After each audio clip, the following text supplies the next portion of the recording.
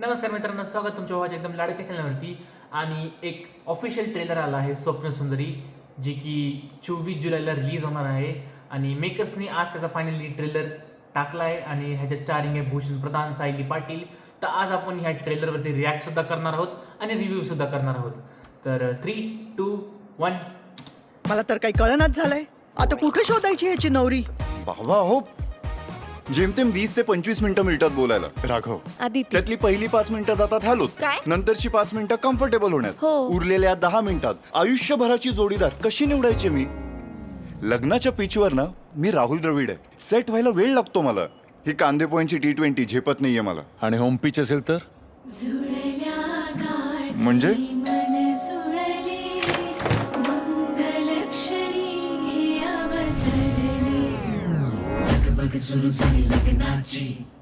नवीन biodata पाठवलाय. Mansi Mohite, CA. मी काय सांगतोय ना ते नीट ऐक हं. खूप आनंदी होऊ नकोस. लगीन घटिका ही समीप आली. समजा मी जर असं म्हटलं, आपण हे सगळं डेवनलाच का डिस्कस करतोय? मनासारखी ही वधू मिळाली. मानसी नवी नवी गर्लफ्रेंड का आपली कॅज्युअल? माझं स्थळ आलंय त्यांना. नजरेची डिलिंग झाली, प्रेमाची फिलिंग आली, लय भारी पेरिंग झाली आणि ही जोडी मॅचिंग झाली. बाबा, एखादा प्रायव्हेट डिटेक्टिव्ह आहे का ओळखीत? प्रायव्हेट डिटेक्टिव्ह का? काय झालं? अहो, ही मुलगी खोटारडी वाटावी इतकी परफेक्ट आहे. माझी सवयच आहे. समजूतदार आहे, तुम्ही प्लीज सावकाश जा हा. सेन्सिबल आहे, निघेल मार्ग काहीतरी. किशोरची फॅन आहे आणि कॉफी तर असली भन्नाट बनवते ना. लक्ष्मीच भेटली आमच्या भाऊला.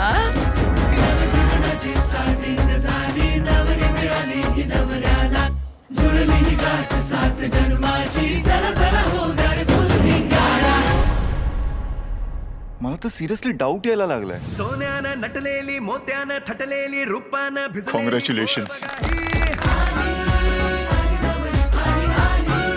तुम्ही विचारत होतात ना की मला बॉयफ्रेंड कधी का नव्हता म्हणून. कधी कोणी कोणी मुलगा भेटलाच नाही आजवर.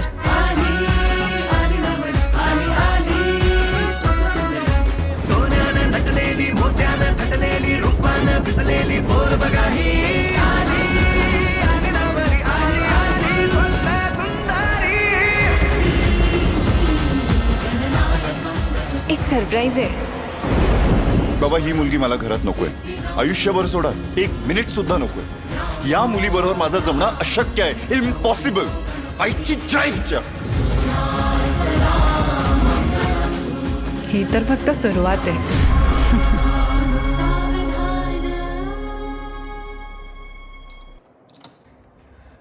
तर ट्रेलर पाहिल्यावरती एक गोष्ट तर कळते की ह्या बघा, तुम्ही पूर्ण ट्रेलर बघताना ज्यात भूषण प्रधानचं कॅरेक्टर आहे ना, ह्यांना नाही का स्थळ आलंय सायली पाटीलचं. आणि ते जेव्हा नाही का म्हणजे सगळ्या गोष्टी व्यवस्थित असतात, त्यांना पसंत पण पडते मुलगी. आणि एकदम त्याला डाऊट येतो की म्हणजे एवढी परफेक्ट मुलगी कशी असू शकते. सेन्सिबल आहे, कॉफी खूप चांगली बनवते आणि म्हणजे एकदम नाही का ते एकदम सत्वगुणी संपन्न काहीतरी असतं ना, ते की एकदम सगळ्या गुणात नाही का एकदम परफेक्ट आहे ही मुलगी. आणि त्याच्यामुळेच त्याला नाही का डाऊट येत असतो. पण cut to the next in ट्रेलरमध्ये असं दाखवेल की त्याला ही मुलगी नको, एक क्षण सुद्धा तो एकदम राहू शकत नाही मुलीबद्दल. तर असं काय होतं मिडलमध्ये की जिथे नाही का त्यांच्यात काही भांडणं होतात का, कुठली सिच्युएशन का ती नाही का डबल क्रॉस करायला बघती, धोका द्यायला बघती का, कुठली अशी गोष्ट आहे जी फक्त चांगलं दाखवायचा प्रयत्न करत होती आणि बहुतेक ती तेवढी चांगली नसेल सुद्धा. तर असा काही विषय असू शकतो ट्रेलर बघितल्यावरती, असा चित्रपटचा प्लॉट वाटतोय मला तर. आणि बाकी तर मला खूप चांगला वाटला ट्रेलर. जेवढा म्हणजे फ्रेश वाईब्स येत आहे आणि एकदम म्युझिकल रोमॅन्टिक हा चित्रपट पूर्ण वाटत आहे. थोडाफार मला नाही का चिवची चौका नाही का त्याच्यासारखी वाईब येत होती. त्याचे एवढे कॉमेडी सीन्स नाही वाटले ह्या ट्रेलरमध्ये, पण तरी सुद्धा मी एक्सायटेड आहे ह्याच्याबद्दल. पण हा ट्रेलर बघितल्यावर अजून एक गोष्ट आहे की जिथं नाही का हे ज्यांनी जितकं म्युझिकल रोमॅन्टिक बनवायचा प्रयत्न केला आहे ना, तिथं तुम्ही ट्रेलर जर नीट पाहिला ना, थोडी थोडी सिरियल सारखी वाईब येईल.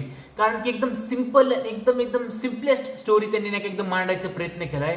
आता त्याच्यात नेमकं ट्विस्ट अँड टर्न्स ते आपल्याला मूवीमध्ये बघायला भेटतं, पण मला वाईब येत होती सिरियल सारखी बी. एखादी आपली मराठी सिरियल्स जे आपण पाहतो त्याच्यासारखी थोडी वाईब येत होती. पण बघू आता.